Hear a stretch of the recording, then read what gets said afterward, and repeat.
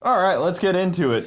Dude, well, thank you for all those kind words right before we started podcasting. You were telling me that everybody should subscribe and all that stuff. Wait, what?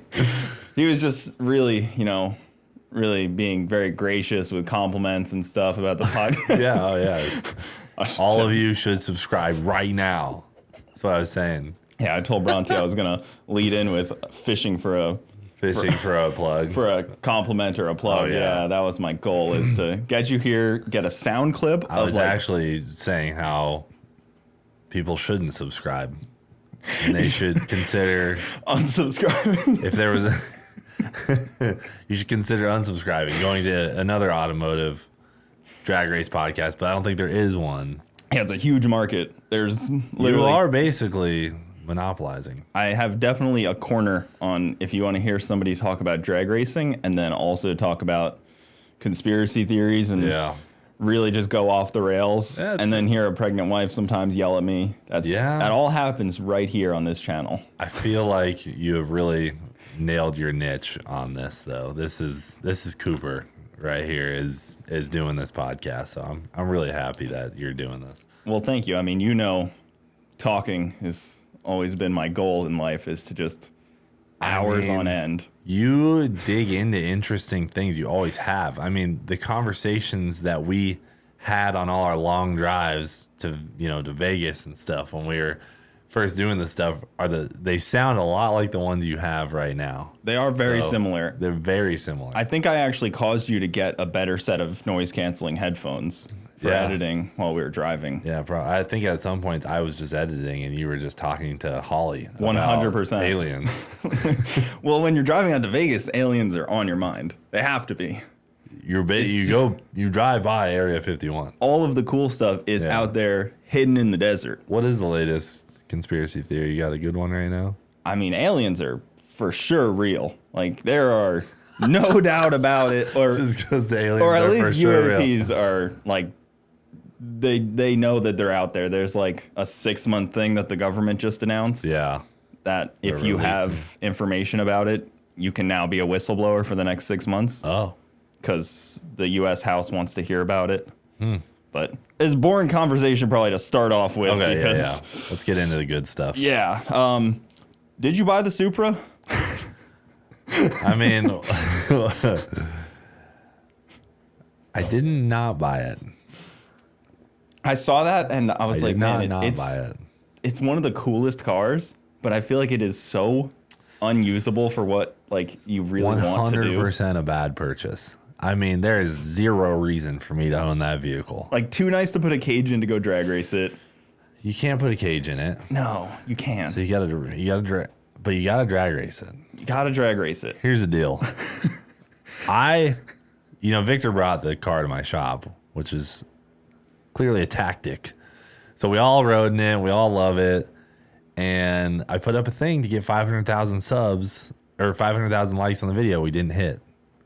So that would have for sure made me buy it. We got if you combine the 2 videos and the one other thing, George calculated that you can get to 500,000 likes. So, that was up in the air. That sounds like a weird technicality, though. I'll tell you this. No one else has the car. And it's at induction, and Victor's calling me like, hey, I'm going to do some stuff, and I'm bringing it back. Because behind the scenes, it had some problems. So, in the video, it looked like it was ripping good. But that was, in fact, after, some issues.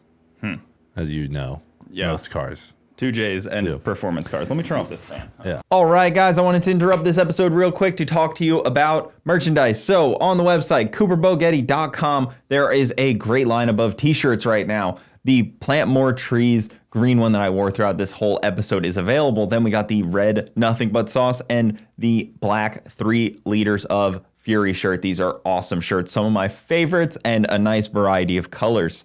So go on the website, CooperBogetti.com, get yourself a shirt. I appreciate it so much. Thank you guys so much for watching these videos. It means the world to me, allows me to do what I get to do.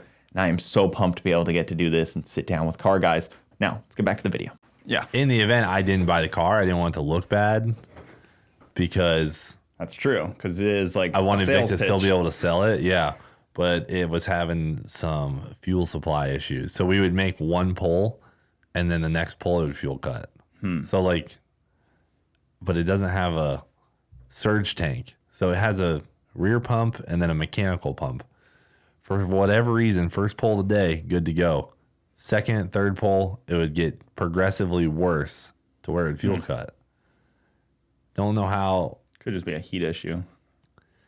Hot That's pump what I thought. Cavitating. That's what I thought. I don't know. Yeah. And we weren't in the position to take the car apart. And it's not your car, so you're not going to just diagnose it. I know. But I wanted to rip it so bad. It's probably a good thing that it broke because I would have kept ripping it.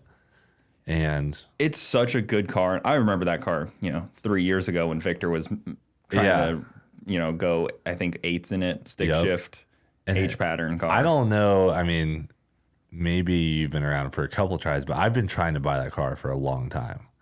Like, I've been contacting Dan. I have text messages dating back to 2020. Like, bro, sell me the car. Then these guys list it without even calling me. I'm like, unbelievable, Victor. So you had first right of refusal in a way, and they ignored it. They ignored it. Wow. Yeah, because I always got hit with, I'll never sell this car. Which Victor says that a lot about cars. I've actually found that this is a very good sales tactic. If you see someone potentially interested in your vehicle, you know who does this a lot? Dave Sparks, my buddy Heavy D. He's gotten me with it several times. He'll say to me, I would never sell this. And I'm thinking in my head, damn, that sucks because I really want that. Then he'll contact me approximately 30 days after saying that, say, hey, bro, I think I'm going to sell it. And I'm like, what's the price? So you kind of put it in their head a little bit, and then you work towards it. Does it help to, like, somebody like that, Dave, you could probably send him something else cool that he may want. And then he's like, oh, I need to liquidate something to get into this. And then it's like, yeah, he does change stuff so often that the guy like that, you just can be patient and you'll end up with something. But have to wait him out. You got to wait him out. But you don't have to wait too long. Yeah. I'm not waiting out the Blackhawk. All right. Is that where you just said? I could pull up a text right now. Actually, now that this happens, I could pull up a text right now of him saying, I'll never sell this Blackhawk. He might be baiting me already, and I just realized. Yeah, he's already putting it into your head. So you thought you were using a tactic on him, but he's actually using a tactic on you.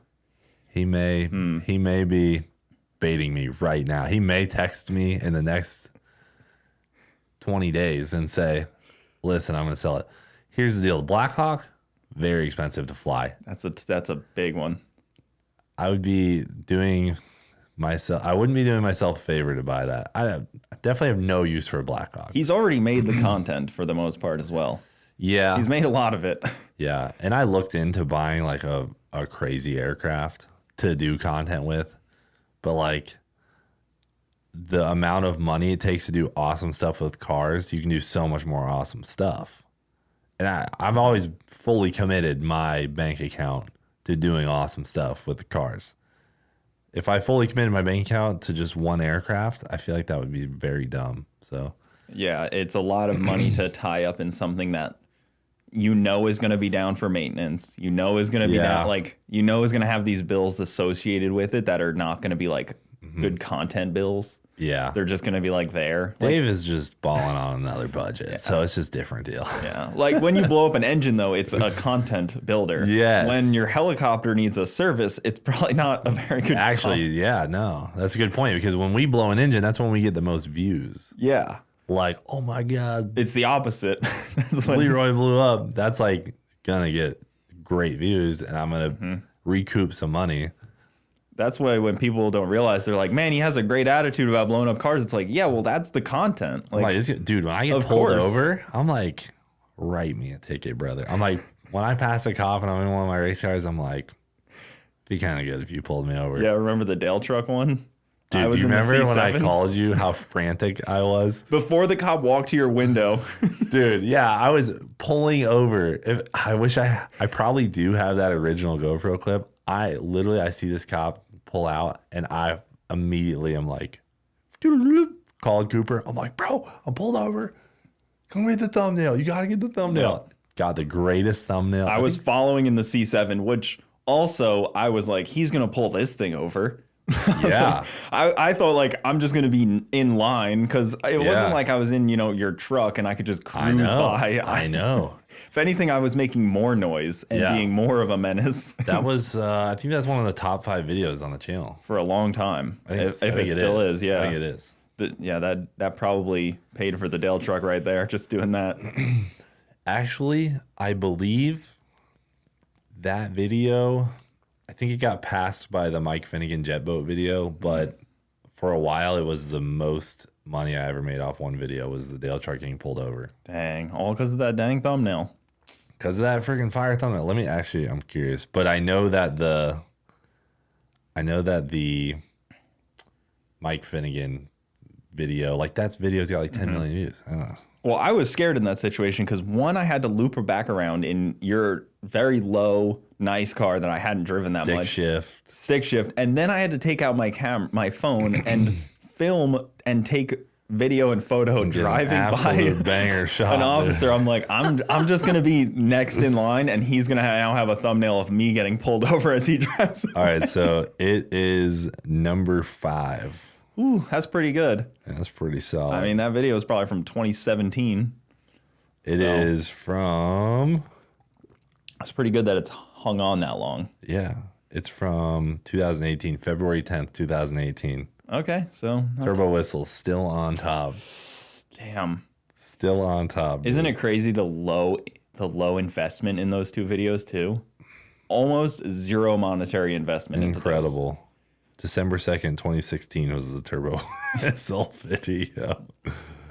Because automotive YouTube has changed a lot from where you can have a couple zero investment videos, and now it's so saturated where you have to like do a whole build in one video to really bring it in or destroy something or like there's a lot of really good content out there is what I'm saying. Yeah, and there's definitely people that I'm watching that are doing these new strategies that are doing really well. Like the video is like I supercharged my Camaro, and then it's just one video, start to finish, the whole thing. Yeah, which that's like opposite of what I would do. Like that'd be like a 5-video series for me, but mine are short. So they'll do like this 1 40-minute video, and then it ends up with 3 million views, and I think it equals the same amount as those 5 videos I would have made. I don't know. Yeah, and it's a lot more. I feel like it's a lot more engaging for a new viewer because it's hard to get in on like you're finished not picking car. up from one place. Yeah, you're like, oh, I don't really know this. Like, yeah, you wouldn't start a TV series on the 4th episode. Yeah, the best description is like if you're gonna show somebody a video, like, oh, you should watch this channel. It's very hard to pick a video if you're just like if you start scrolling through, you're like, oh, which one am I gonna show him to really hook him? That's a good point. If you show somebody a video where it's like start to finish, all this happens. That's a really valid point because sometimes when I want to show someone like, oh, this is what I do, like I look at the thing and I'm like, oh, not that one because he won't understand that one. Yeah, you're like, there's no context here. Yeah, that's a good point. Somebody who's really good at that is Weston. His start to finish. That's what I was actually thinking. Right through. When I was thinking of that, like that's what he does. Yeah. And Vice Grip does that. Rich Rebuild does like a similar thing. Like he buys the car in the beginning, finishes it at the end, and you're kind of done with it. You're almost like you're tapped out on that project and you're like okay with it. Yeah, so we're shifting around a little bit to like play with those things. Like I just tried to do like a Mr. Beast style video with the 24 hours lapse. And it's just weird, it's just uncharted territory, but I have no reason to not try other things for fun, so we're just doing it. Yeah, I definitely see that. And you have to evolve because the YouTube algorithm's changing. What people want to see changes. How people want to consume it. The competition is really serious now. Yeah. Like when we first started, it was like the only other person making videos was like Street Speed 717 and Adam LZ. And Adam. And then like Adam was the only one that was like working on cars. Yeah. Everything else is like bought a new car. Yeah. 100%. Now it's so different. And it's cool to see. I love that this is a big community now. Yeah. It hasn't, like, for some reason to me, it feels like everyone's been here the whole time. I don't know. But yeah, now that you say that, when we did start, it was just, Adam and T-Ray was just starting out. Yep. But that was back when we were getting 80 to 100,000 views a video, you know? So Which is still healthy. So a lot of those people are still doing that. Yeah. That we're doing that with. But people have just flocked to YouTube to watch automotive stuff now, which is awesome. There's almost nothing on cable television automotive wise that anybody would want to go watch. There's very few things. Street Outlaws, people still follow that pretty seriously. But it's so behind. It's like a year behind. And I think people feel that. 100%. And I think a lot of it gets put on YouTube now because it's at a public event. They do all the racing at public events, right? You know who won. For most of them. Yeah, it's all public. It's all open to the public. People know there's YouTube videos. I thought about trying to do that No Prep Kings thing just for fun. See what it's like. I don't know. Put together a big tire car and just go try it. Yeah. I know. It seems like they are crushing it as far as viewers and stuff. Yeah. But they really are. They pack stands. It's what I always compare to the WWE of racing. They have like these animated characters, these like it's like they're always like on the verge of fighting. Yeah. You know, like they take it really serious. Yep. That's good. That's good. Not a bad way to put it. It's kind of invite only. You can't just like roll up and be like, I want to race I want to race with them. You have to be invited. So it's like it's very WWE like, but then obviously there's real racing. 100%. Those crashes aren't fake when they crash. That's the only thing is that no prep stuff is a little sketch. I don't know. Who knows if it's the setups or just overpowering the track and not wanting to lift or the drivers. Because some drivers haven't crashed ever. I've seen some of those guys who've never crashed.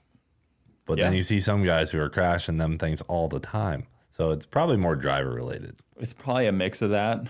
Car setup, you know, the chassis guy you have behind you, that helps a lot. And then sometimes the car will just cross lanes and hit into the freaking other car. I know. Like they'll just take each other out. You know what I've been seeing a lot lately is people are having these cars built, and then the first time out, they're going for kill, the hardest pass they can do. And that's just a recipe. I mean, all of our cars, we've started 8, 7s, you know, whatever. 11, 10, 9, 7, like all the way down. People are just going straight up for the fastest run the car is capable of on the second pass now, because they're so scared to post on the internet that they went a 940 on their first day out, because people will be like, oh, I have that same combination and I went 790s. Like this guy can't build nothing. Remember when we used to get that all the time? Oh, I know. I talked when I had Matt Happel on. I talked to him about it. I was like, I understand the hate. Because I told him that. I was like, I get it. Like a lot of it was warranted. They were the king of it. Yeah. A lot of it was warranted though. We did some stupid stuff that kind of, I get it. But it's definitely, I understand how that works. Yes. And even with my car, when I first had the Camaro out, it went 840 on the first pass, and I was nowhere near ready for that. I hit the brakes and I was like, oh yeah, there's stock in the front. And then I was like, oh, no, there is no parachute. Like it was needed it. But even 840 is like, that's controllable. It is. When these guys are power wheeling their cars at 300 feet, trying to go at 390 in the eighth, like that's when it's getting, it's had to have happened 5 times in the last year. There's a reason NHRA shortens the track, like for the fast guys, you know, 1,000 feet only, and then they shorten it. Like people always make fun of 8th mile, but like they're going 390s. Yeah. What do you expect them to do? Run that thing out every time? That's just crazy. I don't know. We're talking about like a screw blown Hemi. That would completely exit its block probably at 800 feet. It would just. I don't know. But it is a thing, right? Like you see it where people are just going so hard right off the rip. I think it's because they're afraid to post it on Facebook that they went slow. Well, part of it too is I think the engine comes from your engine builder with the tune-up in it. And they're like, this is the power it makes. Some of those, you can't slow them down. So if you're on like a Pro Charger, you're not really slowing that down. Unless you like take it apart and change the gearing. You're kind of on kill. Maybe you can lift early. Yeah, that's true. That's a good point. And even like a screw blown car, like turbos, it's very easy for us to turn it down. Yeah, but if you got a big blower, kind of hard to not make a lot of horsepower. And especially some of those cars that are super light. Like Mullet is probably 1,000 pounds heavier than a No Prep Kings car. Definitely. So, I'm so ready to get away from a heavy car. Like part of me wants to rebuild Mullet and just make it really light, but part of me also wants to just like start fresh. I feel like I don't know. I feel like it's better to start fresh. It's cheaper, probably. Probably. It's probably cheaper to just start over. Like that thing's beat. Yeah. Have you seen it lately? I mean, I've seen it. A year ago, I looked at the back and I was like, is it bent? Oh, I was yeah. like, does it not sit level? Like Definitely the bent. wing, I'm like, if you put a level No, on the car that does thing, not sit level. I'm like, man. Well, the what whole car is like this. Yeah, it's like bent. Because it's a one-piece body, basically. I think there was an issue with, because I use 2 chassis shops. Yeah. Right? I use KSR and Profab. And James had a hand in it, And too, James so. welded some stuff on Yeah. it. I think just because there was changing, not because either shop does something wrong, but I think there was changing of the way things were supposed, project started by one person, ended by the other. She just didn't come out perfect, but we are dialed in now. Well, I always say this. If you bring a car to 5 different shops, they're all going to tell you they don't like the way that the other shops did it. 1,000%. They're going to be like, that's stupid. Who would do it like that? And everybody will say that Yeah. because everybody has a different opinion. That is the right opinion. Yeah. Do you remember how many times we drove to Profab to get Leroy worked on? Yeah. Anytime we needed anything, Yep. fabrication, window net, we're going to Profab, hour drive there. Yeah. Every time. I had Cameron on the other day and we were talking about that a little bit because Yeah. Cameron was the guy. He did it, dude. I mean, he did a great job. Now he builds some of the baddest cars in freaking all I was of actually the talking country. to him. I was talking to him today. I'm going over to his shop. Was it that, what, 60 No, something? nothing. I saw a comment There's pop just up. a thing there. His shop is weird. People finish cars and they're usually for sale. It's like Yeah. a boat. Like when you buy a nice boat, it's almost for sale immediately. Boaters, I feel like, always do that. They just because they're ready for the next thing. Yeah, I don't have that problem. I have the problem of not selling enough things. Yes. But yes, I do see that people finish cars and immediately sell them. But boaters do the same thing. They're already ordering their next one or they're 2 down That in is line. true. They order them 2 years ahead of time. Yeah, Smart. because you have to. Yeah. And it's the same with a car. Right now, if you want a Pro Mod, Yeah. you got to order it 2 years ahead of time. When's the last time you drove to Clearwater, where the shop used to be? When was I up there? Maybe wasn't too long for ago. T-shirt Labs party? Yeah, yep. Dude, I just had to drive the other day. That drive, we did that every day. Yeah, it's a horrible drive. And then we would always get there and have to drive to Profab or wherever. That was a long drive. Yeah, 45 minutes and then Yeah. another hour to Profab. It was fun when we lived on the Tampa side, and then we would drive across the Gandy to Clearwater, because then we could rip it. I like the Gandy. But going the Skyway Bridge route, what we have to do now is terrible. You get on those 2 lanes, dude. You get one guy in front of you. Yeah, that's a rough one. I hate the Skyway because they're always working on it. They're always painting something. They're always doing something on it. The last 5 years, they've been doing something. Yeah. And it charges you every time you go over it. Yep. 100%. They love sending you a bill. Yeah. It's just, I don't know. Now that I'm out of that area, I have a hard time going back there. I mean, I went back there and went by the shop to try and see if anyone was around because I just wanted to pick some stuff up. It was closed. But, I mean, I'll kind of avoid going up there. It's been, Yeah. I don't know. Well, now you can send people up there. You know, you got sometimes I people don't that go can there. go get the shirts and stuff. So it's not like you have to do that. Yeah. So just because T-shirt Labs is there, that's the only reason why we go up there now. I know. You got to move them down here. They're crazy. I tried to move T-shirt Labs down. I tried talking to the owner of T-shirt Labs. I'm like, dude, you should move closer to us. I had a warehouse that I was gonna lease to him, but Well, their rent is going to eventually probably skyrocket. That area is really booming, and that's usually what happens. I mean, it happens to plenty of shops I've seen where the rent is just like, oh, it's doubled, and then you're like, oh, well, I know. I guess I'll move. Some weeks we send our box truck like 2 or 3 times to get T-shirts Wow. because it's just if it's a busy time, like And it's just not worth printing shirts. I know. You do so much in-house, and like the printing side of things is such like an art. It really is. And they've gotten really good at it. Because, I mean, dude, we've had the craziest problems with t-shirts.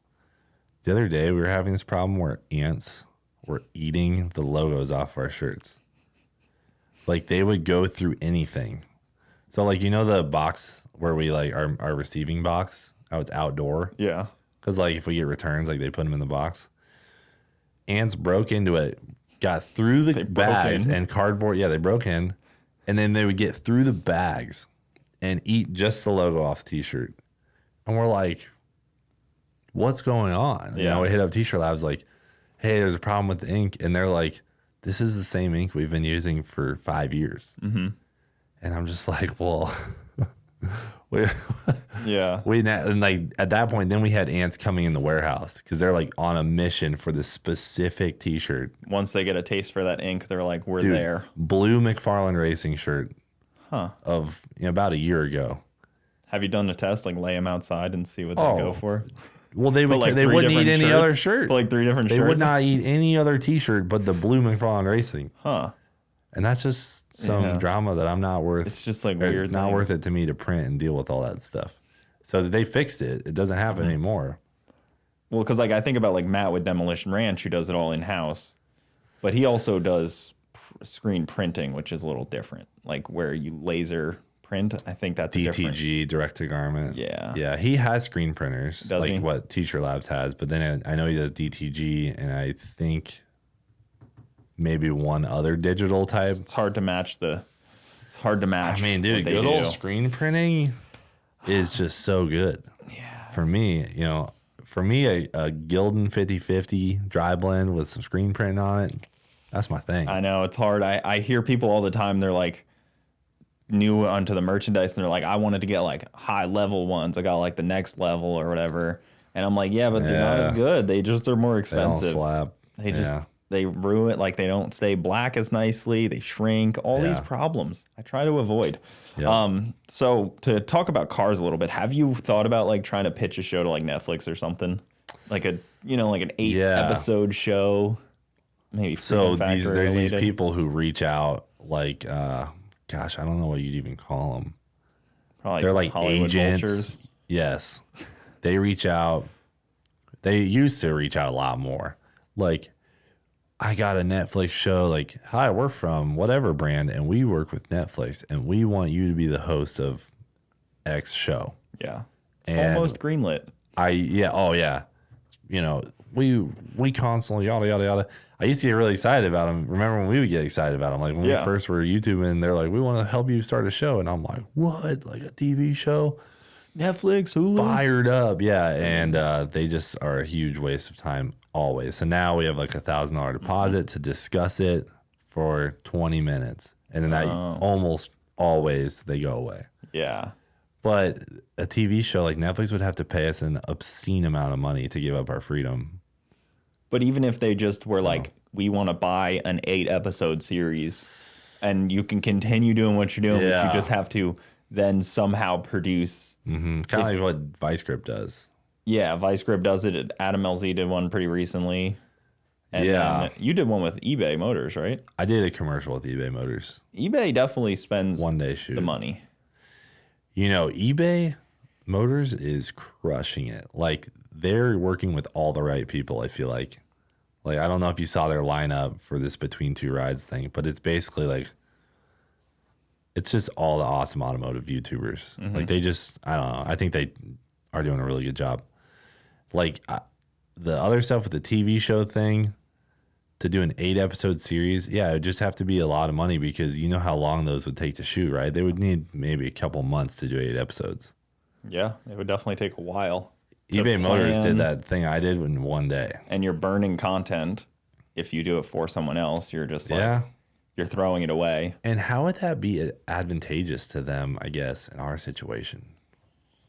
They would just get more people on their platform. They would just like be able to advertise, and then they would imagine you would advertise for free basically because you're trying to, you would basically do free advertising accidentally just because most people would be like, oh, I need this to do well. Like, if it does well, then I'll get my next one. So you'll just advertise the hell out of it. Yeah, true. Trying to get people to watch it. Well, luckily we have our own mini Netflix with the Cleeter Vision. So it's literally a mini Netflix. We can put whatever we want on it, subscription based. Yeah, so I think at this point, there's no way I would ever drag everyone over to a show. It would just be interesting to do like a short series. I would do a short series if it was like a build off. Yeah. With someone else. Well, that's all that Netflix wants to do right now anyways, is short series, because if they only pick you up for one season, you can't renegotiate your contract for the next season. So they use people one season at a time. Smart. And then they'll just like they don't have to worry about you. Imagine if Netflix came to us and was like, we want you to do a build off with the Boosted Boys, we'll film the whole thing and pay you guys. I would do that just because that would be like different enough and really cool. But you would lose a lot of money if you produce it and give it to them. Definitely would not be like making money. But you would lose all if you produce it and then sell it to them. So like comedy, stand-up comedians do that. They make their own special and then they pitch it to. They own it. So it's kind of the opposite way. I was talking to somebody else about this. They're like, either Netflix can produce it and they own like 90% of it, or you can sell them a refined show. Yeah. Honestly, I don't think it'd be even worth all the emails. I don't think so at all. I think I'd rather just put it on YouTube for the great people who already follow our channels. Yeah, they're already there. Yeah. Do you think you work harder now, or like speaking of emails, do you think now is it mostly emails? Do you think you work harder now, or when it was kind of firing up, like when you were really on like basically you're saying like from when we were on the 4 years ago, I guess, to now? Yeah, I don't want to say you're not on the come up now, but obviously it's not the same. Yeah, like when you're grinding to like make it all work. I would say that I work. Last year, I definitely worked the hardest I ever have. This year, with Rip being around, I've definitely taken more time to be home with him because I love hanging out with him. But mentally, I definitely am working the hardest I ever have been right now because we've got 25 employees.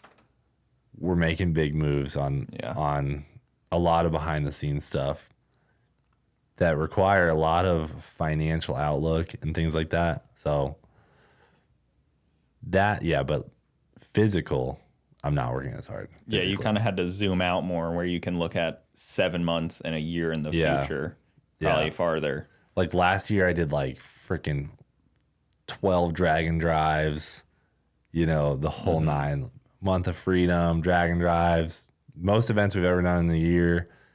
We we went all out. This year, same stuff, but I've actually hired some people to help more. So physically, I'm working a little bit less. Mentally on the events, I'm working less because that team just crushes it. But on like the grand scheme of things, the stress levels haven't gone down. That's for sure.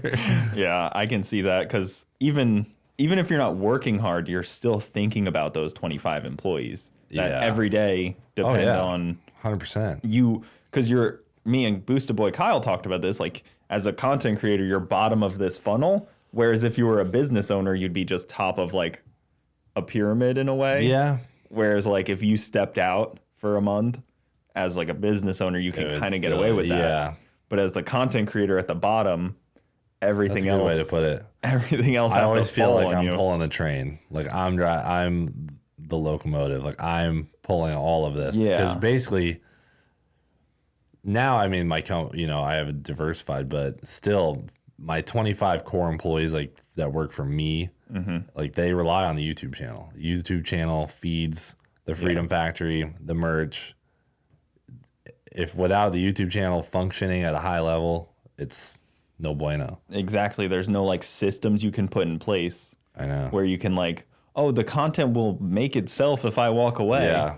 Like it won't actually, like nobody will hit upload on anything. Luckily, I have a divine addiction to YouTube. You have to. I can't get like, I don't know what is wrong with me, but I love making YouTube videos. Don't know if that'll ever go away, but it's my obsession. Like making a good video just fires me up. Even if it performs badly. I was gonna say there's like a dopamine hit from that 1 to 10. I do not care. In that 1 to 10 though. The ranking thing for how your video is doing. The dopamine hit for sure there. Yeah, I think my 24 hours of laps videos not hitting hard on that scale. 7 out of 10. Oh, not a slapper. You know what's number 1? No, what is it? Is it a jet boat? Supra. That video is. Figure the jet boats are probably out of the 10 by now. The jet boats did really good because of that Idaho trip. Yeah, jet boats always do good. I feel like though you're in a good position where you can walk into your shop and you're inundated with content. Versus there is unlimited content on our properties. Yeah. Versus like when we were doing it, it was like we would sit there for an hour and be like, "What the hell do we do today?" Oh, I know. We would like come up with like anything, and then like, James, you got anything? Like, what are we doing? Now it's like I come in the shop and like James already has the heads off something. He's like, "Brother, this thing's like screwed up." That's content, and then George does something funny. And then lightning strikes in the parking lot, and we film that off the cameras. Like, this is just recollection of what happened today. Yeah. Like, honestly, keeping my phone in my pocket's hard. There's just always funny stuff going on. Yeah, you're probably throwing away more content than most content creators can make in a lifetime. We definitely, which is crazy. Definitely throw away a little bit of stuff, but it's gotten to a point where it's like, I try to use it all. I know. I just feel like there's definitely like engine swaps and stuff that happen that aren't even like 100% that kind of content where it's like you're like that used to be like that was like the big video for the week was like an engine. Yeah. And now it could happen. Well, any of our big engines, like our big like the main character cars, we definitely film it. But like for example, Twisted Tea had a problem. So while we were in Idaho, Ty and Dave is the guy who does all the Crown Vic stuff. Yeah. Ty and Dave put the new 632 in it and just filmed it. And they just make me time lapses. And so that works really good. That's a great tool. But a lot of people are like, you should just film a video on all the old stuff. Like, like your old videos, you used to film like installing the clutch. If I posted that now and putting a new clutch in Leroy, I think they'd be shocked at how poorly the video would perform. Yeah. That's no offense to what those videos are, but that's 100,000 view videos. Well, that's what you needed at the time because that's all we had. But if I wanted 100,000 views, I'd post a 100,000 view video. Yeah. Like I'm trying to post bangers where the entertainment is at a higher level, the whole video versus like just a little spike. Like, that's how Mr. Beast has, I'm not saying I'm trying to be like Mr. Beast, but like you watch his video, dude, it is just on the rev limiter the whole video. It's just, obviously we're not at that point, but I think our videos are really good for a car guy. And I think he's a guy good who wants to work on his cars or enjoys automotive. I think our videos are awesome for that. He's a good case study on like what keeps people entertained. Yes. Because you can look at that and be like, well, that works. And you try to imitate that in your own way. Yeah. But obviously, the first 5 minutes of the video is you talking selfie camera is not what you're going to make. Oh, yeah. And that's not what works for Mr. Beast. Yeah, exactly. And that's kind of just the tough part about it because what you want to make may not do well. Yeah. Yeah. What works and what doesn't work is a constant flowing mystery.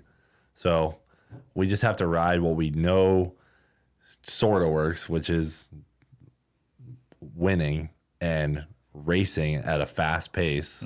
That always sort of works. And then like we get on these avenues like automatically like, oh my gosh, McFlurry is just like crushing it. And then like that just gets us so much momentum. We follow that trail until it tapers and then on to the next thing. Yeah, so, that's actually an interesting one too, is the winning thing, because I feel like in the last year I've noticed you don't really need to go to these events. I don't think it helps your channel. I don't think like the views that you get from going to like not to throw TX2K under the bus, but like to go to a TX2K for a week, deal with all the cars, deal with the uncertainty. That might just be my competitiveness to want to like just crush people. Like, I still enjoy just destroying people. Like if we can go and just crush a race, that's the best feeling, especially a drag and drive. So that's probably more me, but I think our viewers, you might be right. We might be able to just go to the drag strip on a test and tune and get the same. But like if you took that 6 days and did something else, you know, went to Glamis for the week or did something a little different outside of like kind of the norm almost. Yeah.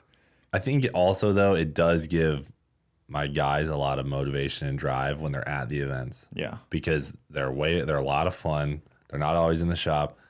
They're a ton of fun. We're grilling out, talking to fans. And they're like in the zone. Like you should see Zach and Ty. I've seen Zach and James working on a car in between rounds. It's a totally different person. Zach gets than fired at the up shop. racing. Zach is a freaking animal at the track. When we were at World Cup and we were in between rounds and we won, dude.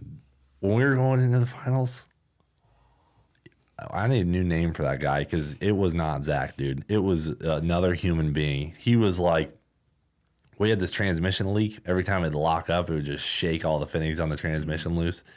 And Zach was like, bro, that transmission fluid was so hot, but Zach would have drank it. He would have drank a whole glass of it if he needed to. That guy was like, he gets me fired up thinking about it, dude. I'm like, Zach, transmission's leaking. He's like, pull it in the trailer, dude. I'm like not even on the lift. This guy's got gloves on. He's like about to punch a hole through the side of the trailer. He gets under there. It's just a fitting. I'm like, all right, brother, chill out, dude. I don't need you having a heart attack right now. Like, it's just, so I think now that I think about it, that's the reason I go is because it's just so much fun for the guys. Well, because the competitiveness of racing is definitely, like drag racing is the best sport.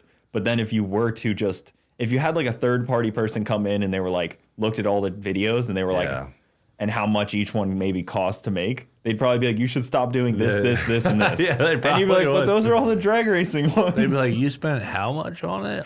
I'd be like, it's an SMX, dude. I need it. Yeah. You know, but they'd be like, no, you should jet boat more or get a new airplane. Like they'd probably say. They would be like, definitely jet boat more. Yeah. Jet boating has got to be the most profitable thing I've ever done. Like those boats cost us, I remember I thought I was spending a fortune to build them, but they never really need anything. Like we've had to push dents out of them. One just blew an engine. Other than that, almost no maintenance. Which is a lot of content as well, working on them. But if they don't need to be worked on a lot, is even better. Yeah. Because you can only make so much content fixing something before it wears on a content creator. I know. There was some early times in Leroy where it was like, wait, the clutch is coming out again? The clutch, dude. And pulling a clutch in a Corvette is a job. Those were brutal. Remember when we put it in and then we'd lower it and they would like make some awful noise and we'd have to, and like, we weren't very good mechanics. Weren't. I still am. Still not. Still aren't. Yeah. But we were really bad then. Yeah. And we literally didn't even know what was going on. Yeah. I mean, Laz would give us a little bit of guidance. Mm-hmm. Jeremy's guy Laz, he would tell us like, yeah, you got to take those bolts out, and we would take it out and be like, oh wow, it was like a exploration trip. But then we would start to exceed what Laz was even doing. Like we would do like drag racing stuff and like turbo stuff that like, oh wait, now he doesn't know what's going on either, and then we're like, oh no. You know what I was thinking about? Think about the fact that we once drove Leroy from Tampa to go drag race it. All the way in Bradenton?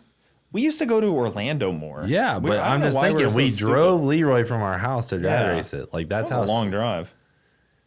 Not only a long drive, it could have broken, but we were not worried about that. Yeah. I had to leave my CTSV down in Bradenton several times. As many times as I drove it there. I don't think it ever made it back under its own power. Dude, that thing would never go down the drag strip. Shout out to it. That thing would never go down the drag strip. I was like, what is wrong with this car, dude? It would like either make a great like first, second gear and then like shut off in third gear or half of it was the ECU would do crazy things. Half of it was I sucked at driving a 4,800-pound stick shift car. Yep. That made 700 horsepower. It wouldn't even like you couldn't do burnouts in it because it was so heavy. It just hated them. It would break things that shouldn't have broken. Yeah, that was a tough car, and that's why I built the Camaro. Yeah, what are you gonna do with the CDSV though? It's a forever car, you know. Like I always told myself. Just sit here sitting over here. I know.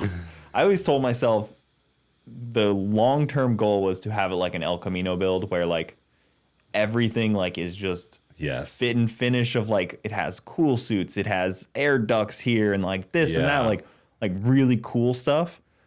And then the longer I go, the more I'm like, maybe I don't really want that. So I'm like, until I really have a clear idea. That would be cool.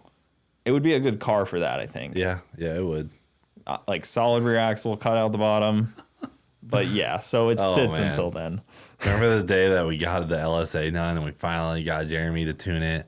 And then you were like, you drive it. And I was like, hell yeah. And the balancer came flying off the front of the motor, dude, right in front of the women's prison. Yeah, that was crazy. I was standing out the woman's prison and the guy comes up to me. I'm standing like leaning up against this all black CTSV and the security guard thinks that I'm out there trying to like steal a woman. Pick up. Yeah, like help a woman escape. Or like hit on the women because there was like a open during the day, so they were able to like go to work and then they go back at night. So they're in and out, and like they were walking by me. I remember they were wearing like gray jumpsuits, right? It was pretty similar to that. Yeah, it was a skit. That's what I'm talking about, dude. Yeah, not enough good places to pull over up there when you break your car. No, very few. It's nice to be out of that area because, well, unfortunately, this area is getting similar. This area is getting really busy. I'm about to move further east. I have begged Bronte for that. Yeah, I'm just like my road when I moved in was so quiet, and now it is popping. Yeah, it's absolutely popping. There was no stoplights there, and now there's like 6. It's crazy. You've been to my house in the last month. All the houses built around it. You remember when it was just an open field?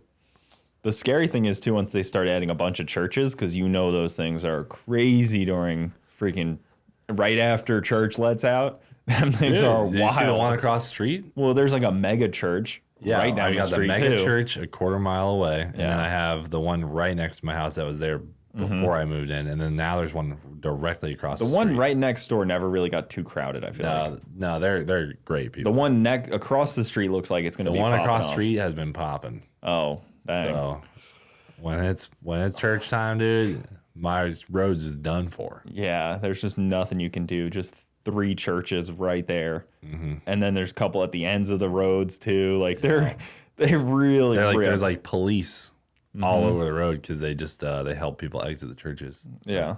So this weekend we'll be at the Freedom Factory as well. Well, this will be out after that, anyways. I haven't decided what I'm gonna bring out there because most of my stuff is pretty 240 clapped out. Yeah, it needs a little bit of TLC, but it could go out there. Sucker's good. Did you straighten her out from the crash, right? Yeah. It's all good in the front. She's dialed then. And those tires on the back are from a Crown Vic. Yeah. They're like the NT 555 G2s. Yeah. And I put them on and I'm like, I am not popping these things. Like I was like, man, these are a lot of tread on these things. Yeah.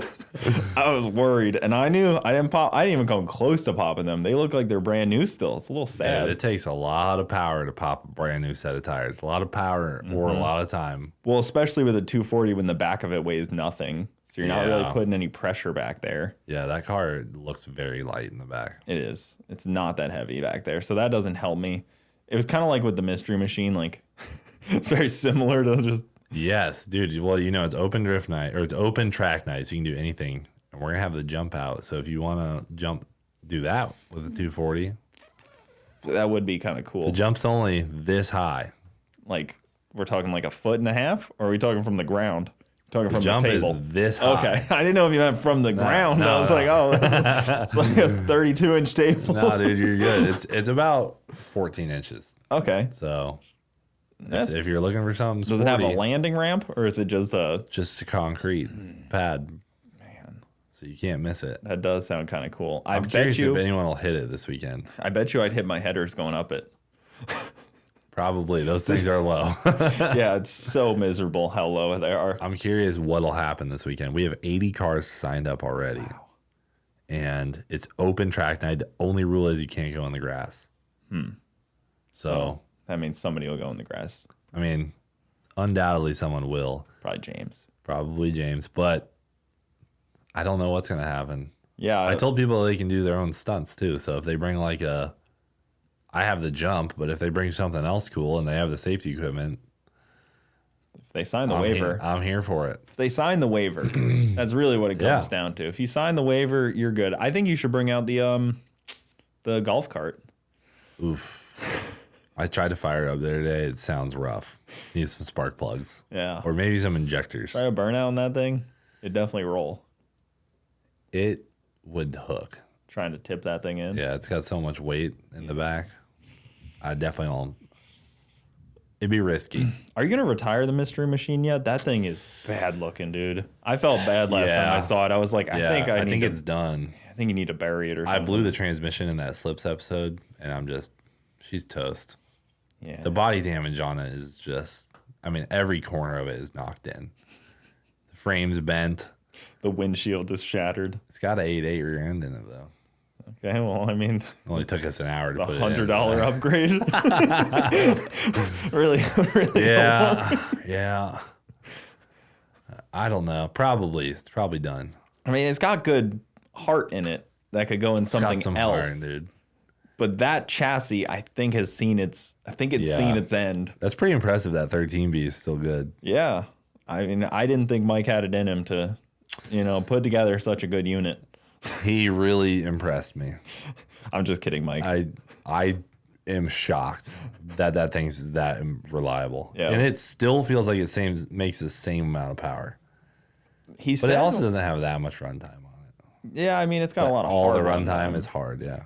Well, he said like they loosen up and they kind of wear in over time and they start making more power. Yeah. It was a weird engine builder thing that he kind of... I bet if you took that engine apart, it looks perfect inside. You think so? I feel like it's one of those. Has it had a lot of maintenance? It's had the oil change. Never intercooled. It's had the oil change once, yeah. Not intercooled was probably hard on that thing. Actually, once we went to change oil and there was no oil. Oh, okay. So that wasn't good. But, they use clearly we've done everything right. They use oil for cooling, too. Well, it still ribs. So I don't know. I was talking to Bronte the other day. You might find this interesting. I was saying we should try to break that record for the largest golden retriever meet. Food in Lakewood Ranch area. That's a good idea. There's probably a lot of golden retrievers in this area. It's a pretty bougie area. How many dogs are you up to? I got 2 right now. Just Millie and Jess. Okay. Luna's back with her sister. I thought you had picked up a golden. Just Millie and Jess. A third golden for a little bit there. No third. Millie's so fast. She probably looks like all right, 2. So you're back down to 2. Good for you. 2 goldens, but there's that soccer field right by our house. That would probably be a great place for a couple thousand golden retrievers to meet up. Dude, Holly's getting old. So we should do it now. Yeah. She's... I'd be interested in doing that. She's what, 2015 that dog was born? Holly? Yeah. I think she's a 2016 unit. 8 or 9 years old? She might even be a 17. Something around there? Yeah, but dude, she's gray in the face. Yeah. So sad. I'm getting gray in my... But you're getting gray in the face too. I know. I always joked I wasn't losing my hair. And dude, you do have a full head of hair. Gray. It's just going to be gray. I was like, oh, I'm not losing my hair. And then I was like, oh, I forgot about gray. Dude, I'm losing my hair. But I can't go back to not wearing hats. Hats are so convenient. You're definitely... Once you become a hat guy, you're kind of permanently a hat guy. It's hard to go out of being. And it sells your merchandise too. I just love a good hat. You throw on a good hat, dude, your hair looks good. You're dialed in for the day, especially you wear helmets a lot. You just put her on, you're dialed. My dad actually said that one of the first times like he met you, he's like, has anybody told Garrett he's going bald? Because... Dude, that wasn't when I wore hats. Because my dad is bald. So he's like, you can pick these things up. My grandpa had to do the hair where transplant. They take it from your butt. There's a chance I'm gonna have to do that one day. I mean, you don't have to. I always told Bronte I would just go bald, and she hates that. Dude, I wouldn't be able to keep up with like the keeping it a clean bald. It'd be, I think you just look really bad. My dad always has this thing where he's like, bald guys look tough. And then he also has this thing where bald guys always look the same. All bald guys kind of look the same. Bald guys do look tough. That might just be because cops shave their heads a lot. Like Joe Rogan's kind of bald. He's tough looking, you know. Like Bruce Willis, you know, tough looking stuff. That's true. We're also getting to that age where you have to either get into World War II history or grilling. Yeah, I went the grilling route. Yeah, I think I went the other. I don't really? I don't have a grill. World War II, huh? It's like that meme where it's like guys when they, you know, get old, they go two directions. Yeah. You either get into grilling. I've went total grilling. Yeah, I was over there. You have 3 grills. I know. And they all work. Wait, do I have a third? Well, you probably have one at the shop too. I do have one at the shop. And probably one in the... Well, I got the flat top. Yeah. And then I got the normal standard, you know, traditional. Are you not sponsored by Blackstone? Nah, dude. They never hit me up. That's crazy, right? That is wild. I feel like I put them on the map. Or do you think it's like Mountain Dew where they know that you're just giving them advertising, whether they sponsor you or not? Well, Mountain Dew paid me. You know, they put me in a commercial. They did put you in a commercial. They hooked me up. And Blackstone, nothing. Not a peep. Nothing. I wonder who's their like parent company. They're probably owned by somebody. I don't know. Shockingly, you know, Mountain Dew did hit me up. So that was cool. But, you know, I haven't done anything with them since because to big brands like that, we're kind of a, you know, flight risk. Well, I don't know if flight risk is the word, but we're kind of like wild card. Yeah, they don't have, I think they can't control the narrative enough because YouTubers just do so much dumb stuff. Like they can't trust one and not all. You know, I don't know. Yeah. People have ruined a lot of brand relationships, other YouTubers. And I was just talking to Bronte about this. I'm like, as a YouTuber, and like you're kind of like, you don't really have like managers and stuff like Hollywood does where you have like 2 managers, agents and all this. We have to kind of free agents. Yeah, but like you can also get involved in a scam easily or accidentally scam your audience easily. Yes. Yeah. I've seen a lot of people like they come out with like an NFT or like a merchandise thing or like something that they put their name on that accidentally scams somebody because they didn't have the guidance. What happened to NFTs? Oh, they're cooked. So did everyone just get smoked on that deal? Oh yeah. Really? Yeah, there's a lot of ones that just... Did you own one? I've never owned an NFT. I've owned crypto. Dude, they must have got smoked because I remember when those things were selling for like $1 million for ape. I think people were bored during the pandemic. What are those worth? I think it was just boredom. Dude, the Bored Ape. What are what are those worth? I think somebody had one that was like $2 million that they bought it for that they could sell for like 50 grand. Like washed. Somebody made money. The guys who made Bored Ape. My goodness. Well, I was looking at like Nelk had an NFT. Yeah. And where's that? It was supposed to do all these things. And it's just like, I don't know, maybe they talked to the wrong people and like ended up kind of accidentally scamming your audience. And then you're kind of in a situation where you're like, what do you do? Well, Gary Vee had one too. Yeah. And I haven't heard anything about any of them. Gary Vee seems like the type of guy to follow through. He does. Nelk probably as well. So I don't know. But accidental scams is a tough one. That's because you could put your name on the wrong thing easily. Oh yeah, I'm sure you get offered all the time. I mean, I've even posted ads before, and people are like, "How dare you advertise for this company?" And I'm like, "Yeah, well, shoot, I didn't know, so I took it down." Yeah, that's tough. Like that's the beauty of being my own guy, though. I'm my own content manager. I can be like, oh, screw that. So I don't know. Yeah, you almost have to like, you can't really vet everyone to the maximum extent. Yeah. But that's why somebody like Mr. Beast making his own chocolate bars and just advertising his own stuff is so smart. So legit. I just got some earlier when we were at Walmart to try some more. Yeah, they are good. Oh, I want to try one. Again, it's like if you just advertise your own stuff. Oh, 100%. That's why I love like Motion Raceworks. We use so many of our own parts on our cars. It's just so easy for me to advertise, hey, try out this breather or this quick disconnect for your valve covers. You know, it's shout out to the good people over at Motion Raceworks. I know, well, dude. I guess you're one of them, but I don't know. Do you consider yourself like an employee. Or like, I know you're a part owner, but you're not like. I would say because I am the face of all the advertisements. Oh, that's true. I'm like, you can call me I'm definitely the guinea pig of many parts. Yeah, I was gonna say because it's tough.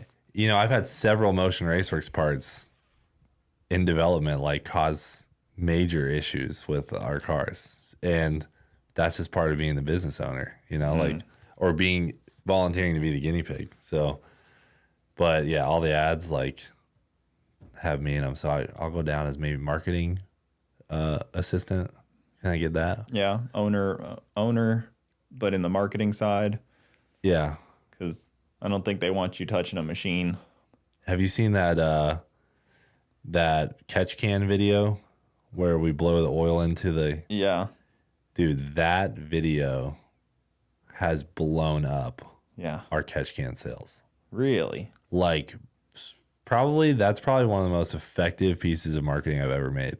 I've seen that video a bunch, and then I've gotten the shifter ad a bunch where you're laying down. For some reason, that one does really good too. Yeah. I don't know. Like, we just go there and I get in like a real goofy mood and I just make a couple ads. Literally, I usually only go to Motion for one day every quarter. And I just make one or a couple goofy videos and then they just crank for the next quarter. But the ones that really stick, they just keep playing. Well, yeah, because it's not like a t-shirt ads where you have to constantly make new ones for the new shirt that's coming out. Yeah. Like once you make, like the shifter is not just suddenly, like that shifter ad's going to be good for the next 3 years probably. Yep. And I love Motion Raceworks because those parts are freaking awesome. Like when you get that part, it is absolutely 100% a badass part. You are not getting. Yeah. Like that's what I originally wanted to buy into Motion Raceworks because I loved their parts. But now the level of quality is insane. So switching to the Great Value water. So yeah. It's tough times. Great Value? Yeah. What's the parent company, dude? Better check it's not Nestle. It's probably Nestle. How many cookies a day do you think you eat, or a week? Well, we have a diet challenge going on at the Freedom Factory right now. So I was, 4 cookies a day since college. Yeah. Same amount of cookies. Okay. But just yesterday, I had to cut myself off. Not like 0? I'm like on cold turkey? I'm on day 2 of 0 cookies. Cold turkey Day cut 2, off. dude. That's a tough one. You're not going to wean I yourself would off? absolutely crush a plate of cookies But right you're not going to like wean yourself off I'm not slowly? going to do it, no. Man, that's a tough Everything one. in life I've always done cold turkey. If I got to get rid of something, break up with a girl, dude, that's the last time I'm talking to her. Yeah, just done right there. That's how Rip it the is. Band-Aid off. Yeah. Move along. Yep. That's fair. I mean, I definitely see that. I definitely can understand the cold turkey. I think that just takes mental fortitude that not many people have. I don't know. I told Maddie when we first started dating, I said, hey, just so you know, if we ever break up, be the last time you ever talk to me. Goodness. Do you remind her of that? Or is this like... I think she knows now. Okay. She wouldn't risk it. Because of the implication. She wouldn't risk it. So we were talking about like what to do with like, the different style videos. What's the next level then? Because you're different than a lot of YouTubers where you're business minded more than just content creation minded. And I think most YouTubers are just like entertainer content creators. But are you saying like in general on YouTube what the next level will be? yeah, because you look at things, I know you look at things more of like a business minded. And you got to be thinking like, what is to get through that next threshold? If you average 900,000 views a video, where do you get to that average? I've been spending a lot of time thinking about that because my goal is to get 50 million views in a month right now. 50 million in a month. So you would have to post 50 videos currently, roughly. Right? Yeah. Which is a little unsustainable. It wouldn't work. And if I was posting that much, it would just like dilute.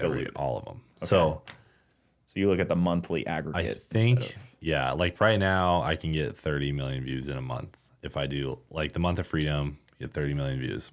Yeah. I think, George now has been working in the office with me on just like creation stuff and he's making reels, editing. Cause I put out a thing like, hey, I'm looking to hire someone to do reels. And then realized George is freaking awesome at that stuff. So I recently, Can't break anything. I mean, I didn't really give him a promotion, but I changed his job because George is a okay mechanic, great creator. Like George is just really good at that stuff. He's got a really, like, his mind is the closest to mine as far as creating as all the guys. So I was like, you know what, dude, why don't you give this a shot? I bought him a laptop and he's been doing really good. So we have now been thinking a lot about how do we go from just averaging 1 million views a video, which is probably what I've averaged for the last 2 years, maybe 3 years. How do we go to that 2 million views a video? And a lot of it is thumbnail and title. You know, that'll forever be it. Yeah.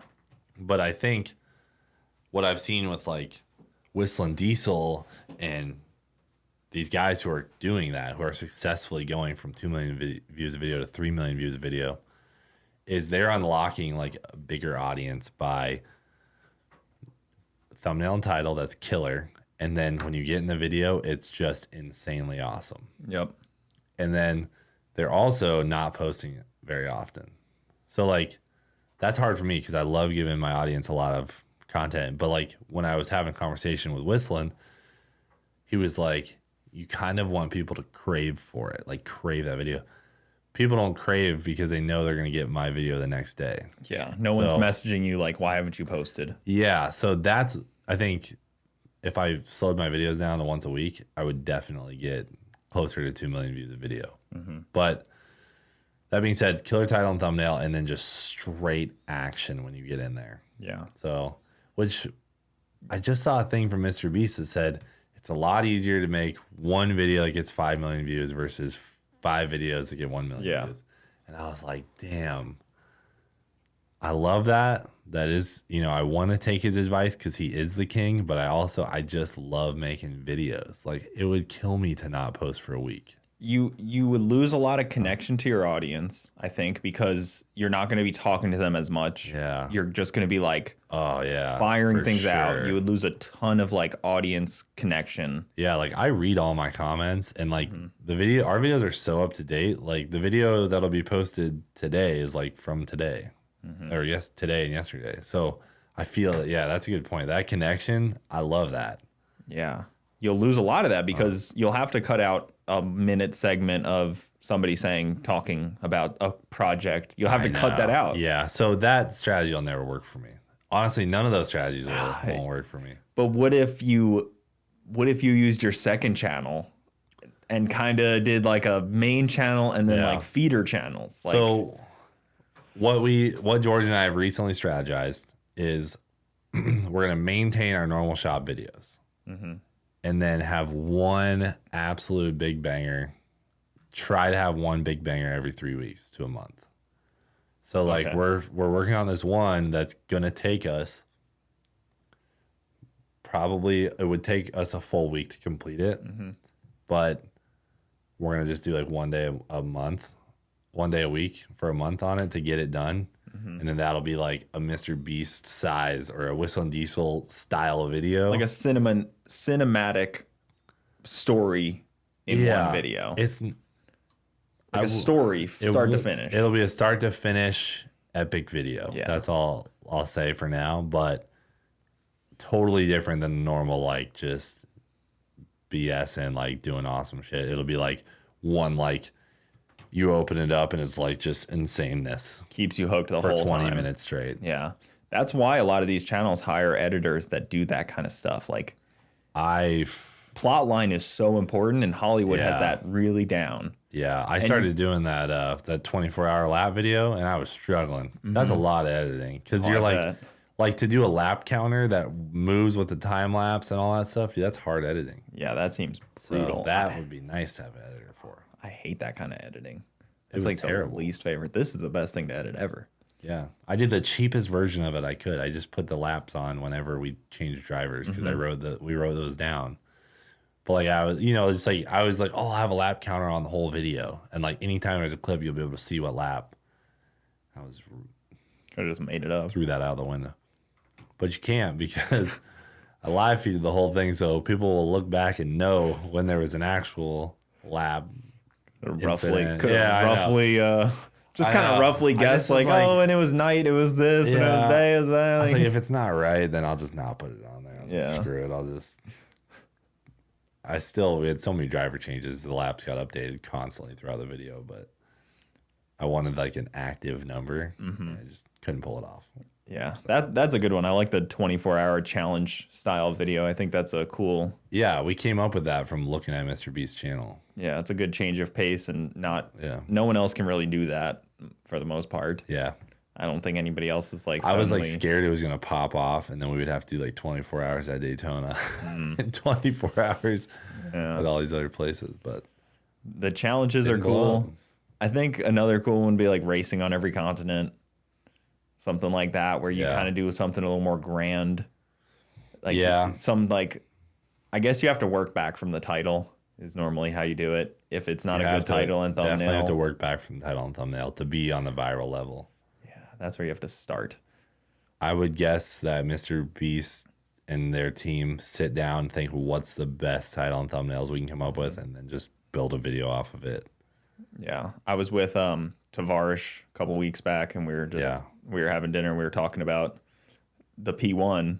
Yeah. And it's just crazy. That is a wild deal. Yeah. To think to buy that, and it's worked out for him so far. He's crushed it on every. Really good. They've been on like trending every time. Yep. But that's almost like that's gonna work. Whereas you can spend a lot of money on something that really might not work. Like flooded auction McLaren P1 is just always gonna crush. Bright yellow, massive investment. I mean, he's the one who took the risk. He took a huge risk on that. Dude, what's up with the trending page on YouTube? Is it just gone now? Does anybody use it? I don't even know. I don't know how it works. I don't know. You know, YouTube's never actually said what they consider a view. Like, what is one view? How would you describe one view? Someone opening the link. No amount of time they watched it. Oh. But like, they've never outright said what a view is. How they count a view. Yeah. Because you can watch it all the way through, or you can watch a second. Yeah, I think anytime someone opens link, the video gets viewed. In my eyes, that would be a view. But that doesn't help advertisers. That's true. So maybe, well, but they don't base the advertising payoff of. I think it's based off of the impression. So someone has to watch it too. So watch time is important. Yeah. So if you had a ton of people just click the link and not ever watch the ad, you wouldn't get paid. Yeah, that makes sense. So also, if you don't have YouTube Premium out there, you're freaking crazy. Because YouTube Premium is life-changing. YouTube Premium is insane. And I think people think that they don't pay creators because of it. We still get paid. I don't know if it's less or more or if it's equal, but if you get YouTube Premium, you have no ads, and it's so cheap. It's so worth it. It's $5. Cheaper than Netflix, and you probably use YouTube 10 times more. Dude, when I am like sitting in my living room and like say our TV gets like logged out of it and an ad comes on, I'm like, what the heck? Yeah, Bronte will go to show me a video and like an ad will pop up. I'm like, Bronte, what are you doing? Nobody has it, though. No one has it. Oh, I am all for it. I can see in my analytics like the percentage of people that watched with that, and it's nothing. And I'm like, how? So back to like dig into feeder channels. Like you could have more channels that have cheap content on them to feed the main channel. That's like a good strategy that a lot of content creators do too. Like you have your second channel and it always does good views. Mm-hmm. But if you had more consistent uploads that were low budget, or would that just dilute your brand? That because YouTube doesn't operate off of subscriptions at all anymore. No, YouTube doesn't matter. Operates solely on suggested, like their algorithm. They put it in front of people's faces if people click on it regularly. So it doesn't even matter what channel it's coming from. I bet half the people wouldn't even notice if they were on the Cleetus 2 channel or the main channel. This podcast will be a great example. People that aren't subscribed because your name's in the title and they've watched Cleetus They might have never watched this, but they're just here because it's Cleetus. Will 100% pop up. So it's a very good algorithm. So I don't think there's any point in having a feeder channel. That's interesting. I kind of honestly, I need to be better about realizing the fact that even if I put it on the Cleetus 2 channel, it should be as good as something I put on the main channel.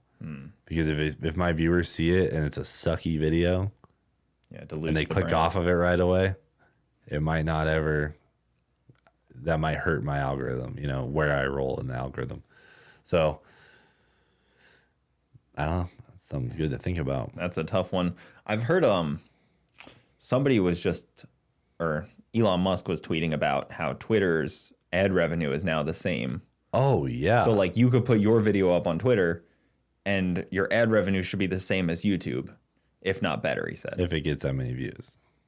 But a couple weeks ago, Theo Vaughn posted a podcast with Roseanne that got taken off YouTube and it got 80 million views on Twitter, which I don't know if that's just scrolling by.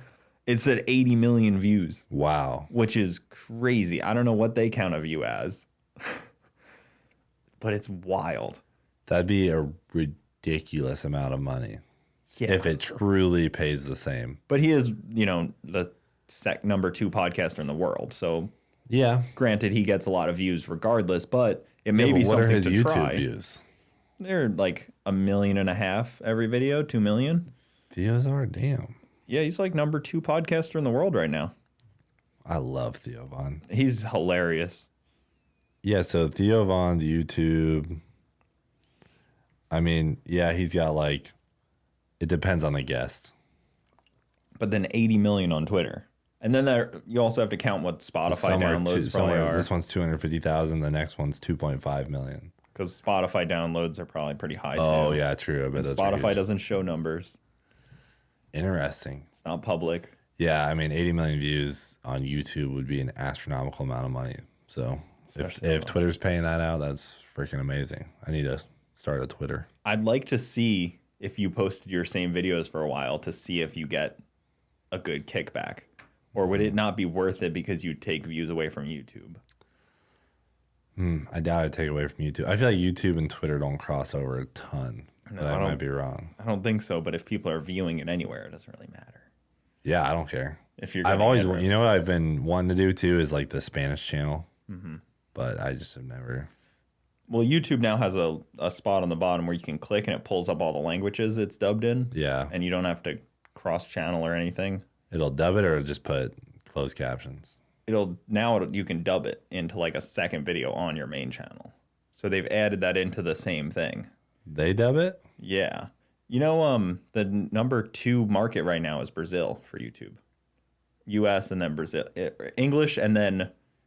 Hold on. Who dubs it though? Who makes the voiceovers? You have to do that. Oh. But you put the videos all together. It doesn't have to be on a separate channel. Yeah. Dang. So you could get more views that way. Yeah, I've had a couple companies reach out to me to do it, but I was like, this seems sketch because they wanted to start the other channel. But now if I can just do it on my own channel, they can just give me the file, right? Yeah. It's tough if you don't speak the language because you don't really know. They just totally are screwing it up and I'm just uploading them. Well, because there is a slang that every country has. So yeah, if you get some guy who just totally represents you the wrong way with his tones and stuff. But even if you're in the U.S. talking about something that's completely U.S. related that maybe they don't even get the reference to. Yeah. So a good dub company would fix that. They would make it better. Interesting. It's a weird deal. That's a good. Dude, I always am thinking about doing that. I need to just pull a trigger. Yeah, it would be really cool to do. But Brazilian is the second biggest now, I think. That's wild. Yeah, Kyle was telling me about that. I know. I haven't looked at languages recently, but that's pretty good. Yeah, they're the second biggest market for YouTube. Dude, the Leroy clone. Oh yeah. That I was telling Bronte about that. Come drive it. It's sick. I was telling Bronte about that. I was like, this brings up very weird memories and emotions. Dude, seeing that. Everything about it is so Leroy. It looks weird. So spot on. I was it is spot on. I was genuinely having a weird reaction to seeing it because I'm I haven't seen that car. Yeah, that. Whoever did the cage on it did a really great job. It's freaking spot on. It looks it. And it's nice, TIG welded. You want me to come crash into the back to make it Yeah, dude. really spot on? Yeah, just come rip it a little bit, and then we can. We're also putting a blower on it right now, so it's gonna rip. Ready for the giveaway, dude. But like, it's so weird how like that car, we had so much time into it when it was like nothing. I know. And then we had less time as it got like, you know, there was less time with the blower, then less time with that twin turbo kit, then change. But then that original just NALS. Oh. So much time doing stupid stuff. Oh yeah, we shot a lot of videos like that. And like seeing like the coolant overflow and like the air duct for the radiator. I'm like, it's so weird. And I'm already getting people that are like, you got to leave it like that. I'm like, yeah, that's what you say, but not everybody. Everyone else wants to see it rip. Like it's gonna be a ripper. It might run. We're gonna tune it for high nines, but if you got it the way it's gonna be, like you could definitely turn it up and it will be very fast. So being auto is kind of cool too. Yeah, we got fully built level 6 RPM 4L65E for it. It's gonna freaking scream, dude. How many of those did you break in Ruby though? How many times did you break the Ruby trans before you went to Power Glide? Wasn't it like 2 or 3 times? It wasn't an RPM trans, but it was. Yeah, I think. Was it once maybe? I don't think we ever got it fixed. Yeah, it may have just been that one time. I think we just burned through that one auto trans and that little nightmare. Dude, that was crazy. I remember it just got the turbo kit and you went to like go to LZ's with it and you took him for like the street pull and just trans let go immediately. I think it like locked up for a second and then it maybe unlocked. Oh no, it went like and then it just shut off and did something weird. But I remember that was like kind of around the time we were just meeting LZ. And he was like, what the hell is going on right now, dude? He had like some good like dialed in cars. Yes. Like all of his cars are like pretty dialed in. And now he's like, who the hell am I with right now? Yeah. Then I just drove his car the other day and it freaking almost killed me. You know? Oh, which one? His Datsun, the seat broke. Oh yeah, I was there for that. Dude. I saw that. Yeah, I watched your head just like right there. I watched your head just disappear. I was like, is he gone? Yeah. At least my seat didn't break when you drove McFlurry, dude. I mean, I almost broke McFlurry when I drove it. You did rev her to the moon. Did you see my video how I put like revving it higher than it's ever been before? It didn't have a limiter, it didn't have a shift light. Yeah, no, we don't run any of those. For reference to everyone, I shift my Camaro at 8,800. I was gonna ask, why is yours so low? Why don't you go higher? Just because it's non-dry sump. Oh. And the Power Glide drops RPM pretty good on the shift. So the higher you rev, the more drop you get, the more crank bending you get. Oh, because the 2J that's in the Rat Rod Supra shifts at 9,500. Yeah, I think you can get away with that with stick shift a little bit better that's too. The difference. Yeah, probably. Because I'm pretty hard on it up there. That shift is so hard on it. I want to put a sequential in that Supra. I feel like it'd be really fun. Oh man, I mean, you could sell that trans for like 10 grand. Really? 20 grand in V160s. V160s are like, why? Baller. Well, you know what Victor always says about them. It's the only good stick shift trans ever. Well, it's cool how they have a 5th gear 1-to-1. Yeah, instead of 6th. Yeah. Or instead of 4th. Instead of 4th, it would be a T56. Yeah. But he says they just shift so butterly smooth compared to the T56s, and T56 swap Supras are lame and bullshit and fake. Yeah. Fake Supras. So I want to do like a 5th gear 1-to-1 sequential. Okay. So it's still kind of like it'll be like close to the V160 ratios. Yeah. They have those Australian ones. But you can just, that would be so fun. Yeah. That would be a good car for it too. That would make that car really fast. Because it kind of falls out of boost right now unless you like shift the crap out of it, which I don't really care to do. Does it have nitrous on it? That would help if it had like wide open throttle nitrous. Well, hell yeah. I mean, it's nice. My Camaro has it. That's how I roll race it. I lift off the throttle when I shift it. So yeah, that's how I roll race my Camaro when I've done that. Is you have to rely on the nitrous. Yeah, I'll like kind of foot brake it a little bit, and then it's just like, yeah. Dude, your one and only roll race W. Have you roll raced since? No. Nah, just one and done. Yeah, well, I was hanging out with Chase, and he was like, oh, roll racing's actually really hard, and, you know, there's some really fast cars out there. So I was like, okay. And I went and won. Just because I had to do it. Chase is a big roll race guy. Chase is just not a drag race guy. And for people who are wondering, we're talking about Chase from Streetcar Takeover, a.k.a. the guy who had the original 3DX Evo that was on 1320 that, like, blew up back in 2013. And this is also the same Chase that when I was 16 years old, I was driving down a street in Omaha, Nebraska, and a Mazda 3 Speed pulled up next to me. And I said, do you want to race? And he goes, yeah. We raced the next stoplight. And he's like, dude, your truck is sweet. Let me give it your number and I'll text you our meet tonight.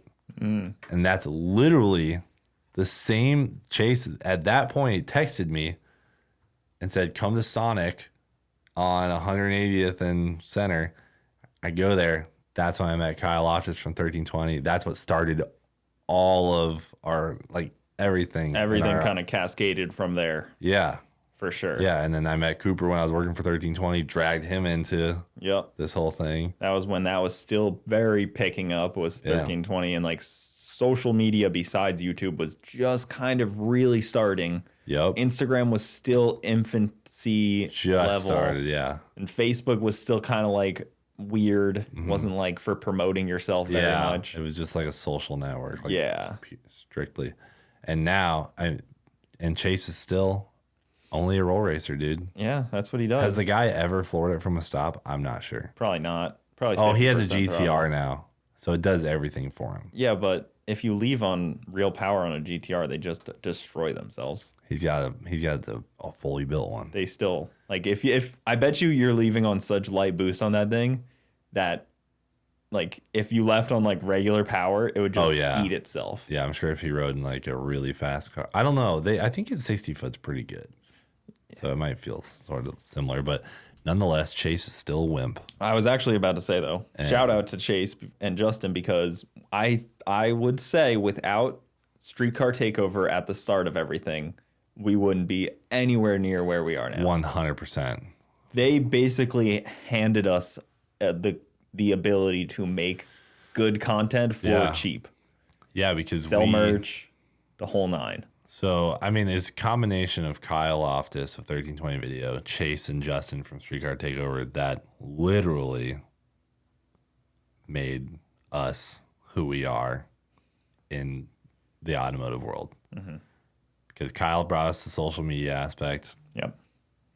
We saw what Chase and Justin were doing. We even ran their social media with our deal. And then we saw him selling T-shirts, saw Kyle selling T-shirts. We saw Chase and them doing it. I mean, they laid the path for our success. But like also, if you imagine like a band that you really like, a lot of people used to follow the band around. Yeah. We followed Streetcar Takeover around the country. We did. They would give us like no entry cost. We just did burnouts. You know, we could like... We didn't even race. Yeah. And we would help them like announce. You would announce stuff for them. We would just host burnout stuff. Idiots.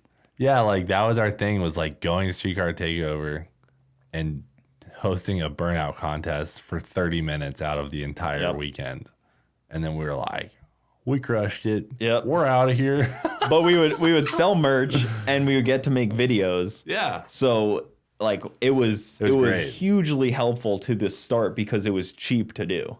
Yeah. And it made good content. They gave us that free entry. Yeah. And they were really accommodating to us. I think they would even kick back a little bit to come to some of the events to help promote. Yeah, like if I announced, they would give me like $1,000. Because getting to these events, I mean, shoot, our first LS Fest was like a borrowed truck, a U-Haul trailer.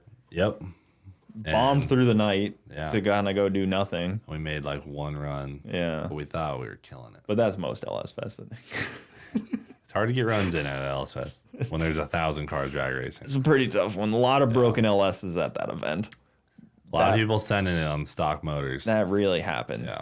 They do a good job though at incorporating other things. Yeah, they do. So when you scatter your motor, now you can do still drifting, autocross, the whole nine. Yeah. But true that. Shout out to Chase, Justin, and Kyle. Yeah, it's funny to think back at that, to the OGs of, I mean, their night meets were like the thing. Oh, dude, Twin Peaks night meets. I would love to go to one of those. Like, I would love to go do it now and just enjoy it. But it's I don't know when the next one, I mean, I guess maybe what's one of their end of the year ones that's close. They're about to be in Denver next weekend. Yeah, Denver would be tough. The Denver one was fun though. Remember when we go to that one? Mm-hmm. The Denver one was really fun. We almost died in the Defco truck. Oh yeah. The rear end locked up on the highway. Yeah, and that Raptor. That wasn't even. It was a Mega F350 Mega Raptor. Raptor. Yeah. Yeah, that video was one of the top. That's one of the top videos on the channel too. Oh shit. But I don't think a lot of people know this. We drove that Mega Raptor, and then that evening, we were going to dinner or something. We're on the interstate in this thing, going like 60, and the rear end literally locks up in it, and like it made the back tires do this big bouncing thing At 70. Like, and we're literally staring at the ground, and the back of the truck is just in the air, and we're looking at the ground in front of us, like at the road. And then somehow, I think we just shed enough speed, it started slowing down, pulled into the shoulder. Yeah. That was a great truck. I mean, it was fine, honestly, though. Nothing even happened. He drove it. He just like came and picked it up and drove it. Yeah, we drove it the rest of the way after we stopped. Yeah. Like it was almost like there was a rock in the diff, and it just wedged the diff and stopped it. And then when the bouncing broke it loose, I have no idea. It was on like some MRAP axles and tires and stuff too. It was like a big unit. Yeah, how does that happen? I don't. Because the engine stayed running and everything. Yeah, that was a bad deal. It was not happy. That was a scary one. I love Denver though, man. I love that track up there. I miss it so much. I know. Mile High, so beautiful. It's one of my favorite places to visit. Dude. It's one of my favorite places to visit. I wonder, luckily the Bandameers are building another track, but that track hit. That place was so cool. That land must have sold for a fortune. Yeah. Because they don't just let you build stuff on the sides of mountains anymore, That was a lot of acreage too. Yep. I think what happened was they kind of forced them out by buying the parking. They bought like the parking lot and kind of forced their hand where they were like, well, now we don't have parking. Yeah. And I mean, there was houses it was time. right there. I think they're getting a lot of pressure and stuff, but luckily they have the drive to build a new one, because otherwise Denver really will have. I mean, they'll have to go to Pueblo. Yeah. Well, you and Victor must have to look at things like that as like the case study for like, this is precedent of what happens when houses move a track out. I would do, I mean, you're not on a mountain, but I definitely have been thinking about that a lot the last couple of years with all the pressure from, they're about to build 6,000 homes next to literally right next to the Freedom Factory. But I'm not that worried about it. I think if we wanted to stay in that location and operate for the next 10 years, I still think we could. I could see in 5 to 10 years finding like a better plot of land. Like, we're only on 181 acres between the two properties. I could see us finding like 500 acres. Yeah. Just a few miles east and building a new facility. Because what these neighborhoods have done is taking the value of our properties, and once the houses are built, they're going to be crazy values of the tract property. So going a couple miles east and having a brand new facility, that sounds great. Curfews suck too, though. Yeah, that's the nice thing is we have no curfews now. But I always say this is I will not sell my track until a new one is built. Like there will be no transition period where there's not a track for me. So you guys feel comfortable then dumping money for the next few years, because that's where you have to think about it. Like, you have to invest this money, but you're also kind of saving for a potentially rebuild, but it's worth it to keep reinvesting because Victor's put a ton into the track. Yeah. Huge Victor's shout put a out to million. Victor. He has helped the local racers so much. We lost PBIR last year. We lost one of the only, there's 4 quarter-mile tracks in Florida. We lost one of them. Yeah. It's just, I don't know. I kind of blindly just do whatever we got to do at the Freedom Factory, and I think he's doing the same thing. I don't think either of us are gonna like let the tracks decay because we have no current plans of doing something like that. I'd say if we already had another piece of land and plans going up, then I'd be like, yeah, don't fix those lights. You know, let's not spend $40,000 on asphalt. Yeah. But I think the tracks could be like right now, the roads going into them are narrow and they're only 2 lane. So like we have traffic issues, we have ingress, egress problems. A lot of that could be solved with a new facility. Yeah, you could design it the way that you want. Design it the right way, you know. So there's definitely some desire to build a new facility. Yeah, it's like when you have a house. I wouldn't build it right there, that's for sure. It's like when you have a house, though, you always think like, oh, man, if I built another one, I'd do this and that. I'd put a mud room here. You know, the TV would be lower or something like that. So, you know, as far as houses going in, there's not a ton they can do to get us out, but they can surely up our land value and then make it desirable for us to leave. Yeah. And if that's the point, then I'll be like, hey, if someone wanted to make a deal, I'd be like, listen, if you want to make that deal, that's great. Let me start my plan of action now to get another track going, which should only take me a couple of years. And then at that point, I would be able to execute a deal. But there would have to be a place we could drag race that day. Yeah, like an instant switch over, changing of the guard right away. That's the only way I'd do it. Yeah, always somebody on guard in a way, I guess you could say. Yeah, like there's always a track. Yeah. Have you seen like what PBIR looks like now? It's very interesting. I literally flew over it yesterday. Did you? Yes. It's cool because the town fights them from tearing it down, even though they know it's been said like it will never open again. But the racers are still fighting just to make it more difficult on the people that bought the land, which I find hilarious. Dude, there's people actively trying to actually bring it back. I think they already said it will never reopen as a racetrack. I think they said that, but I think there's people who have hope. I have hope too. I'd love to see it open back up. I would too. I just I don't know what'll happen. It's a cool track down there. It's a cool location. It's convenient location too. It's out kind of far, but yeah, I mean it's sad that we went there to buy a go-kart one time. I know, my shifter cart. Yeah. RIP. Don't know where that thing's at. I was gonna say RIP. Where is it? Jeremy's got it. So I don't know, but I flew over it yesterday. It looked rough. Looked like it hadn't had much traffic on it. Yeah, like it would be cool to film there. a video there. Like I have a video, but it just looks like kind of an old track. Yeah. Imagine we bought it and did another abandoned racetrack series in 2 years. It's not far to like commute to and like if you have to drive stuff to. It's not that far. No, it's only 2 hours. That would be awesome. That would be a really cool track to buy to do an abandoned. I would buy it, but the problem is someone paid a fortune for that land. Yeah. It ain't going down. I think it was Walmart. Walmart's got some money. Walmart paid a fortune. People buying their water. Like I know. Yeah. So supporting them. That'd probably be tough.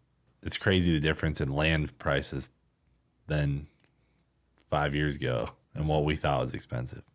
It's insane. There's so much swampland in Florida. So much of it is unusable. Yeah. That you may see a lot of empty land, but it's like... And most of the land around PBIR is just unusable swampland. Yeah, they have like one of the...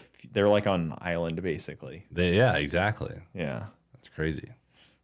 Man. Well, it's getting warm in here, so we'll end it off there. We've been going for an hour and 40, but dude, I would love to have you back on at some point again, obviously. We should we should do it like regularly, like every couple of months. Yeah. I'm happy to do it. I love doing it, dude. I love seeing you do this. Like you kill it at this. Dude, thank you. So. This is fun to me. I love getting to talk to people and learning and picking someone's brain like you, and I can tell you're good at it. And I'm sure the people are gonna flood the comments with some good stuff that we should talk about too. So yeah, let us know what you guys want to talk about next time for sure. I'd be interested to read those comments. It would also be fun I think the one with Garza and JH would be a fun one to do like monthly Yes. and have its own show. Yes. Like the four of us, we could do like 100%. we could do like a monthly like Broken Parts Society. Yes. Like call it like yes. Like a book club. yeah. Then we just what have you broken this week? Dude, Garza borrowed Dalton's pit bike over the weekend and bent the forks on it backwards, like bent the forks back. Hell yeah. Yeah. He's hard on shit, dude. Mostly on himself. Everything around him. Yeah. But dude, thanks for coming on. Yes, sir. I usually end this off with where can they find you at, but I think it's pretty self-explanatory. I'll put my link in the comments. Yeah, I think if you guys don't know who Cleetus is and you're this far in, good damn job. Cleetus Mcfarland YouTube channel. Check it Another out. deal. But that'll do it, guys. Thank you so much for watching. We will see you next time. See you later.